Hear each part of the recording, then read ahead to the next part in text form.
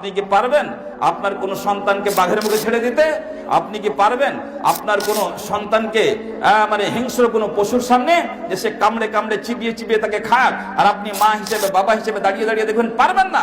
এটা যেমন পারবেন না, তেমন এটাও পারা উচিত নয় যে আপনার ছেলেকে মেয়েকে এমন এমন প্ল্যাটফর্মের জায়গায়, এমন এমন শিক্ষা প্রতিষ্ঠানে, স্কুল কলেজে আপনি ইচ্ছা করে ভর্তি করে রেখেছেন, যেইখানে মানুষ হতে গেলে সে নিশ্চিত রূপে জাহান্নামের পথ ধরে নিবে। এটা যেমন বাঘের মুখে যেমন ফেলে দেওয়া যেমন পারবেন না আপনি, তেমন এটাও না পারার কথা। এটাও সিদ্ধান্ত নিতে হবে যে আমার ছেলেকে মেয়েকে আমি পারতপক্ষে এমন ভাবে নষ্ট হতে দেব না যে আমার ছেলেরা আমার মেয়েরা জাহান্নামে চলে যাবে। যাই হোক, আমি আমার কথা শেষ করছি।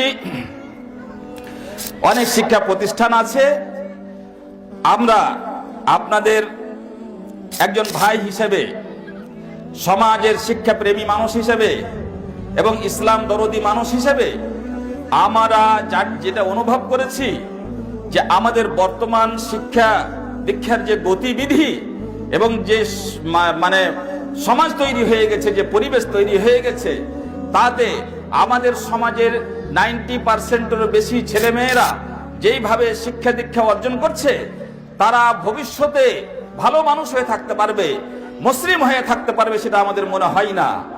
এই জন্য এই স্রোতকে কমাতে এবং মুসলিম মিল্লাতের ছেলে মেয়েদেরকে এইভাবে নষ্ট হওয়ার মুখ থেকে বাঁচানোর জন্য আমরা এই টাইপের একটা স্কুল খুলেছি এবং তার নাম রেখেছি আল হিকমা ন্যাশনাল স্কুল, যার একটা শাখা এখানে আছে।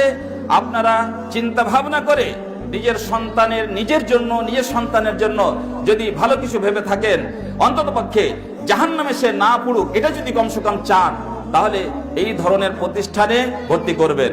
এবং যদি আপনি আল হিকমা ন্যাশনাল স্কুলকে কোনোভাবে ভালোবাসতে না পারেন, তাহলে দয়া করে আপনি কোন এমন প্রতিষ্ঠান খুঁজেই আপনার ছেলে মেয়েকে ভর্তি করবেন যেখানে অন্ততপক্ষে অন্যান্য সাবজেক্টের সাথে সাথে দিন ধর্মের জ্ঞান, আল্লাহর জ্ঞান, রসুলের জ্ঞান এবং ইসলামের জ্ঞান যেন সে এতটা পায়, যে জ্ঞানকে সে পাথেয় করে, পুঁজি করে সে যেন নিজকে জাহান্নামের আগুন থেকে বাঁচাতে পারে।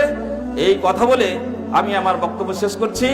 আল্লাহ রাব্বুল আলামিনের কাছে দোয়া করছি, আল্লাহ গো, তুমি আমাদের চোখ খুলে দাও, আমাদের ঠিক এবং বেঠিকটা বুঝার শক্তি দান করো, এবং আমাদের হাতে ধরে সময় নষ্ট না করে আমাদের সুন্দর ফুটফুটে ছেলে মেয়েদেরকে আমরা শয়তান বদমাশের ইবলিসের হাতে তুলে না দিয়ে আমাদের সঠিক বেঠিকের বিবেচনা শক্তি দান করো, আমাদেরকে আরো শক্তি দান করো।